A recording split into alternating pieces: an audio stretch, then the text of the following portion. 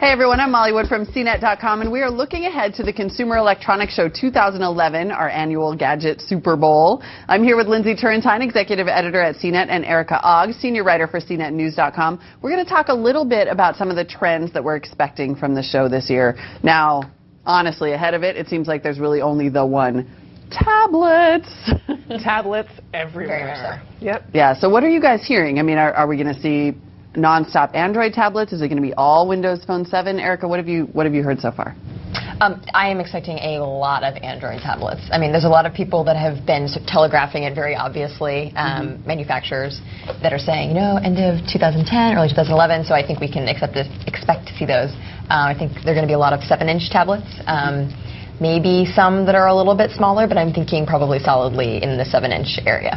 And then what about those Windows 7 tablets, not Windows Phone 7? The Ballmer keynote is expected to showcase a lot of those. Frankly, we saw some last year. Where have they been? They've been catching up for a while now, and we've seen big advances in the Android side. We're probably going to see Android with Honeycomb, the Honeycomb version, which is optimized for those tablets. So we're really curious to see what we get out of Windows, because so far we know nothing. Yeah, they're more than a little bit behind the curve. It seems like everyone is. Do you think we'll see tablets like the Playbook that are primarily kind of aimed at the business space, trying to sidestep the iPad, or are we going to finally see some true iPad competition? I think we're going to see all kinds of tablets. Anything you can think of, you'll probably see it. And then, of course, the big shadow that's hanging over CES is the possibility of the Verizon iPhone. Let's, you know, like, what do you think are the odds here? Let's go out on a limb, play some bets. Lindsay, what are the odds of the Verizon iPhone being announced during CES? During CES, I think slim to none. I think that there are good odds, I don't know, 40%, that it could be announced just before CES. So sort of pull the rug out from underneath a lot of other Android announcements.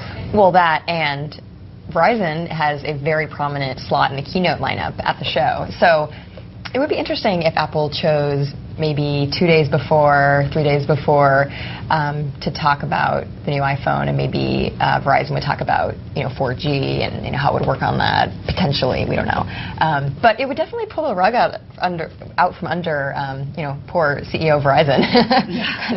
Steal his thunder a little bit, but you know, who knows? Well, and Apple's done that before. I mean, didn't they announce the iPad right during CES? They have certainly, or was it the MacBook Air? The original iPhone. That's right. But that was back when we had Macworld, and we don't have Macworld anymore at the same time slot. So right, but we do have a little bit of an Apple pavilion, so it would certainly be set up for a bunch of accessories or who knows what else. Well, and we know that Apple never lets carriers steal the thunder, so Apple announcing the iPhone right before the show would allow Verizon to discuss its plan.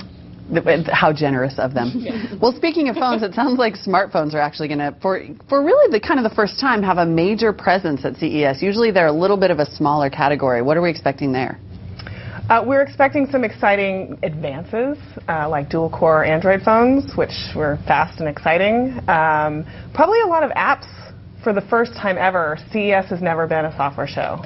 And we're hearing buzz about, you know, smaller apps, but still a lot of talk about apps at the show, and perhaps some presentations and exciting new stuff. So, you know, we're excited to see a discussion of content at CES. Yeah, interesting. And then, of course, TVs are always huge, front and center at CES. Right.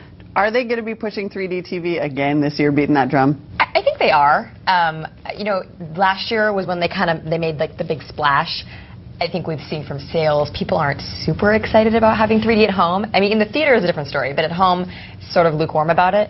But I think we are going to see more of that.